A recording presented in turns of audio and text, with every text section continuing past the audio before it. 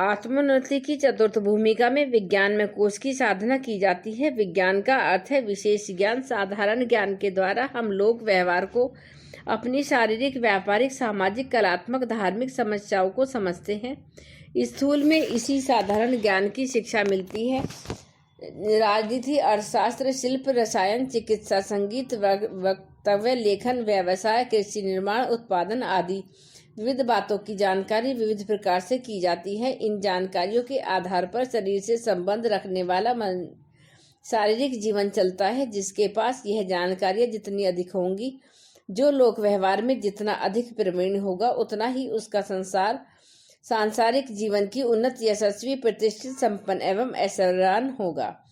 किंतु इस साधारण ज्ञान का परिणाम स्थूल शरीर तक ही सीमित है। आत्मा का उससे कुछ हित संपादन नहीं हो सकता। देखा जाता है कि कई व्यक्ति धनवान, प्रतिष्ठित, नेता और गुणवान होते हुए भी आत्मिक दृष्टि से पिछड़े हुए होते हैं। कई मनुष्य आत्मा, परमात्मा के बारे में बहुत बातें करते हैं। ईश्वर, जीव, प्रकृति, वेदांत, योग आदि के बारे में बहुत सी बातें पढ़ सुनकर अपनी जानकारी बढ़ा लेते हैं और बड़ी बड़ी बातें बढ़ चढ़ कर करते हैं तथा साथियों पर अपनी विशेषता की छाप जमाते हैं। इतना करते हुए भी वस्तुतः उनकी आत्मिक धारणाएं बड़ी निर्बल होती हैं। श्रद्धा और विश्वास की दृष्टि से उनकी स्थिति साधारण लोगों से कुछ अच्छी नहीं होती। गीता, उपनिषद, रामायण, वेद शास्त्र आदि सद ग्रंथों के पढ़ने एवं सत्पुरुषों के प्रवचन सुनने से आत्मिक विषयों की जानकारी बढ़ती है, जो इस क्षेत्र में प्रवेश करने वाले जिज्ञासुओं के लिए आवश्यक भी है। परंतु इन विषयों की विस्तृत जानकारी प्राप्त होने पर यह आवश्यक नहीं कि उस व्यक्ति को आत्मज्ञान हो ही जाए।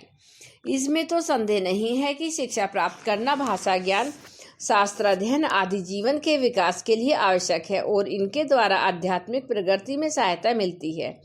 प्रत्येक व्यक्ति कबीर, रैदास और तुकाराम की तरह सामान्य प्रेरणा पाकर ही आत्मज्ञानी नहीं बन सकता। पर वर्तमान समय में लोगों ने भौतिक जीवन को इतना अधिक महत्व दे दिया है कि धनोपार्जन को वे इतना सर्वोपरि गुण मानते हैं कि अध्यात्म की ओर उनकी दृष्टि ही नहीं जाती। उल्टा वे उसे अनावश्यक समझने लग गए हैं। इस पुस्तक के आरंभ में वरुण और भृगु की कथा दी गई थी। भृगु वरुण पूर्ण विद्वान थे, वेद वेदांतों के पूरे ज्ञाता थे, फिर भी जानते थे कि मुझे आत्मज्ञान, ब्रह्मज्ञान, विज्ञान प्राप्त नहीं है। इसलिए वरुण के पास जाकर उन्होंने प्रार्थना की कि हे भगवान, मुझे ब्रह्म ज्ञान का उपदेश दीजिए। वरुण ने भृगु को कोई पुस्तक नहीं पढ़ाई और न कोई लंबा चौड़ा प्रवचन ही सुनाया, वरन उन्होंने आदेश दिया कि तप करो। तप करने से एक कोश को पार करते हुए क्रमशः उन्होंने ब्रह्म को प्राप्त किया।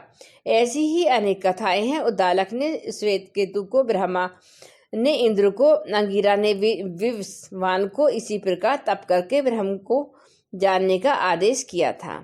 ज्ञान का अभिप्राय है जानकारी, विज्ञान का अभिप्राय है श्रद्धा, धारणा, मान्यता, अनुभूति। आत्मविद्या के सभी जिज्ञासु यह जानते हैं कि आत्मा अमर है और शरीर से भिन्न है, ईश्वर का अंश है, सच्चिदानंद स्वरूप है, परंतु इस विचलित हो जाते हैं। शरीर के लाभ के लिए आत्मा के लाभों की अपेक्षा प्रतिक्षण होती रहती है। दीनता, अभाव, तृष्णा, लालसा हर घड़ी सताती रहती है। तब कैसे कहा जाए कि आत्मा की अमरता, शरीर की भिन्नता तथा ईश्वर के अंश होने की मान्यता पर हमें श्रद्धा है, आस्था है, विश्वास है। अपने संबंध में तात्विक मान्यता स्थिर करना और उसका पूर्णतः अनुभव करना, वही विज्ञान का उद्देश्य है। आमतौर से लोग अपने को शरीर मानते हैं। स्थूल शरीर से जैसे कुछ हम हैं, वही उनकी आत्म मान्यता है। जाति, वंश, प्रदेश, संप्रदाय, व्यवसाय, पद, विद्या, धन, आयु, स्थिति, लिंग आदि के आधार पर वह मान्यता बनाई जाती है कि मैं कौन हूँ। यह प्रश्न पूछने पर आप कौन हैं, लोग इन्हीं बातों के आधार पर अपना परिचय देते हैं, अपने को समझते भी हैं। वे यही हैं। इस मान्यता के आधार पर ही अपने स्वार्थों का निर्धारण होता है। जिस स्थिति में स्वयं है, उसी स्थिति का अहंकार अपने में जागृत होता है और स्थिति तथा अहंकार की पूर्ति, तुष्टि तथा संतुष्टि जिस प्रकार होना संभव दिखाई पड़ती है, वही जीवन की अंतरंग नीति बन जाती है। बाहर से लोग धर्म और सदाचार के सिद्धांतों और आदर्शों की बात करते रहते हैं, पर उनका अंतःकरण उसी दिशा में काम करता है जिस ओर उनकी अंतरंग जीवन नीति प्रेरणा देती है। जब अपने को शरीर मान लिया गया है तो शरीर का सुख ही अभिष्ट होना चाहिए। इंद्रिय भोगों की मौज मजे की मान बड़ाई को ऐश आराम की प्राप्ति ही शरीर का सुख है। इन सुखों के लिए धन की आवश्यकता है, अस्तु धन को अधिक से अधिक जुटाना और भोग ऐश्वर्य में निमग्न रहना यही प्रधान कार्यक्रम हो जाता है। इसके अतिरिक्त जो किया जाता है वह तो एक प्रकार की तफरीही के लिए, विनोद के लिए होता है। ऐसे लोग कभी कभी धर्म चर्चा या पूजा पाठ भी करते देखे जाते हैं। यह उनका मन बहलाव मात्र है, स्थिर लक्ष्य तो उनका वही रहेगा जो आत्ममान्यता के आधार पर निर्धारित किया जाता है।